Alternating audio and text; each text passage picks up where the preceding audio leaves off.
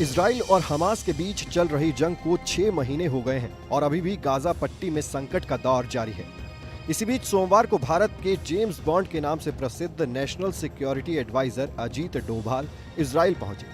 वहां उन्होंने इजराइल के प्रधानमंत्री बेंजामिन नेतन्याहू से मुलाकात की। इस मुलाकात के दौरान गाजा में खाद्य संकट के बारे में बातचीत की गई। डोभाल ने गाजा में जरूरतमंदों को सहायता पहुंचाने में जो दिक्कतें आ रही हैं उसके बारे में बात की। इसके अलावा इस क्षेत्र में जो घटनाक्रम चल रहा है उस पर भी बात की गई। डोभाल ने अपने इजराइल के सुरक्षा सलाहकार तजाकी हानेगबी से भी मुलाकात की, जो नेतन्याहू के साथ उनकी बैठक के दौरान भी मौजूद थे। इस मुलाकात के बारे में बेंजामिन ने भी एक्स पोस्ट पर बताया। बेंजामिन ने कहा, दोनों पक्षों ने बंधकों को छुड़ाने के प्रयास और मानवीय सहायता के मुद्दे पर भी चर्चा की गई है। इसके अलावा प्रधानमंत्री नरेंद्र मोदी संयुक्त अरब अमीरात, कतर, सऊदी अरब, मिस्र और जॉर्डन जैसे क्षेत्र के महत्वपूर्ण देशों के नेताओं के साथ लगातार संपर्क में बने हुए हैं और क्षेत्र में शांति एवं स्थिरता को बढ़ावा देने के लिए चर्चा में सक्रिय रूप से शामिल हैं।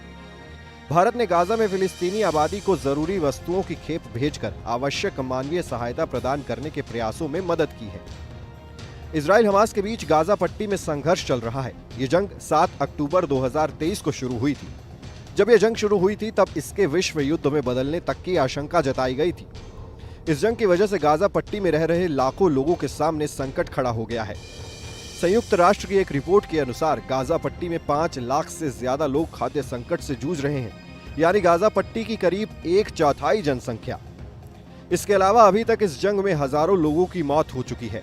फिलिस्तीन सरकार की एक रिपोर्ट के हिसाब से 29 फरवरी तक इस जंग में करीब 30,000 फिलिस्तीनियों की मौत हो चुकी है, जबकि 70,000 से ज्यादा लोग घायल हैं।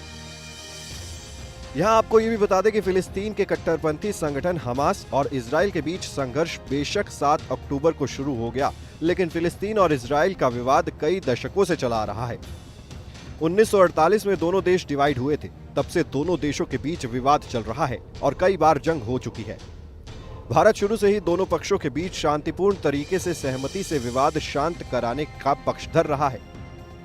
अब पीएम मोदी की सरकार भी इजराइल और हमास जंग शुरू होने के बाद लगातार इस बात को दोहराती आ रही है कि दोनों पक्षों के बीच शांतिपूर्ण तरीके से समस्या समाधान होना चाहिए। इसके अलावा गाजा पट्टी में जो लोग जंग की वजह से परेशानियों से घिरे हैं, उनके लिए भी पीएम मोदी कई बार चिंता जता चुके हैं और भारत की ओर से गाजा में पीड़ितों के लिए सहायता सामग्री भी भेजी जा चुकी है। अब इस समस्या का समाधान कैसे होता है और इजराइल हमास के बीच चल रही जंग कब खत्म होती है, गाजा में पीड़ितों को कब राहत मिलती है, ये तो समय ही बताएगा। पूरे विश्व की नजर गाजा के घटनाक्रम पर बनी हुई है। इस वीडियो में फिलहाल इतना ही। इस खबर को लिखा है हमारे डेस्क के साथ ही अपूर्व श्रीवास्तव ने। बाकी खबरों के लिए देखते रहिए न्यूज़ नेशन डिजिटल।